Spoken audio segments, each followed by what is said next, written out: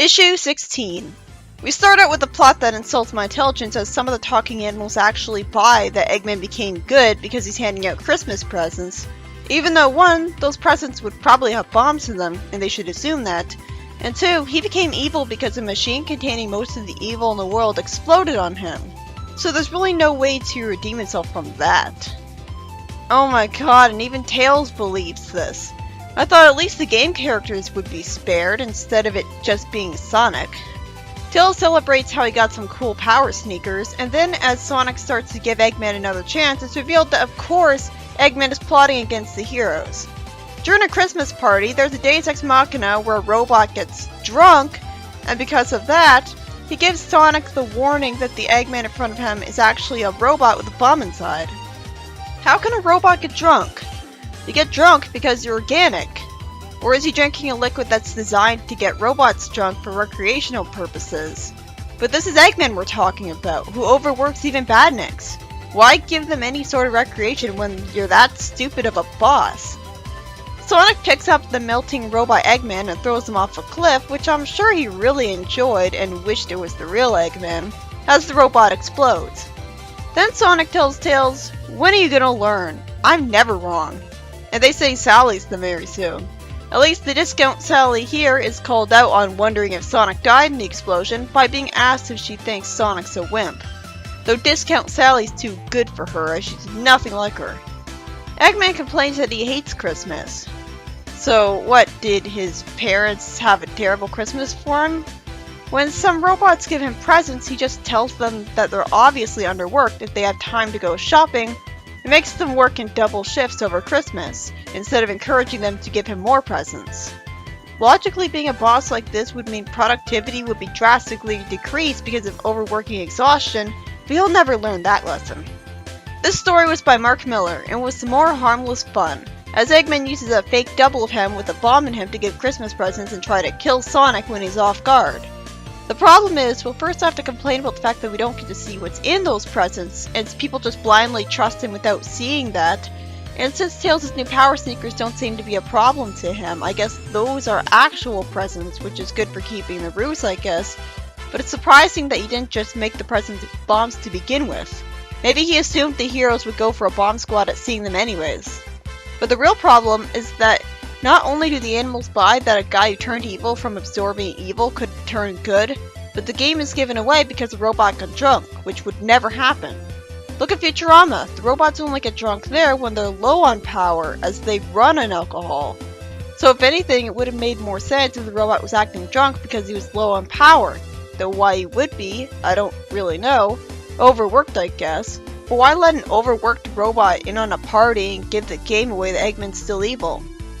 I'm interested in seeing Tails use those new power sneakers though, but I'm guessing that they'll just be forgotten about because fuck making someone other than Sega's favorite creator's pet useful in any way.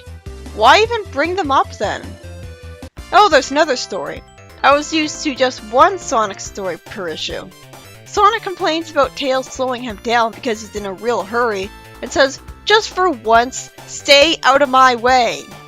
I have a question, why can't he just drag him along with him, like Scourge did with Rouge? It must really be because he's annoyed with him and wants to stay away from him. Then Tails is told that people have come for him, and he's told while called his actual name that it's time. Tails says that what's happening is what he's always been afraid of, the portal into the Nameless Zone. If it has the name Nameless Zone, it's not nameless. That was just laziness on the writer's part. But yeah, I'm reminded of when Tails was the chosen one in Archie Sonic. It's amazing how so many Archie concepts seem to be coincidentally done earlier by Fleetway. Tails decides to get it over with and go into the portal, as I continue to wonder why he's so reluctant when he clearly wants adventure, since he wanted Sonic to not abandon him for once. Though I don't blame Sonic for that much, since he's totally useless in this comic so far. A grey fox Mobian welcomes him home, and a fox Mobian that I wouldn't be surprised if he was related to Tails directly is right beside him. Tails is told that word of his great deeds of Mobius have reached them somehow.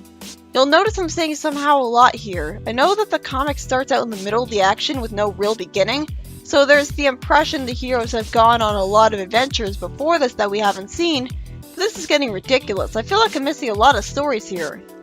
Tails is told by what seems to be a fanboy of him that they've seen the letters to his family, which he apparently has. We're never going to see his family, by the way. And they've read the tales of his brave deeds accompanied by his assistant, Sonic. So, Tails lied about how Sonic did all the work. Must be out of some sort of resentment for him, for obvious reasons. He's told that they made battle armor for him that'll make him weigh no more than a feather, as Tails is constantly trying to just tell them the truth, even though we just established he wants to be an adventurer. He puts on the battle armor as another fox says that he thinks Tails defeated Eggman, and Tails lampshades how nobody's letting him explain anything. Then we cut to the edge of the Nameless Zone, where a monstrous Mobian on a bridge asks where their champion is and threatens to kill him later.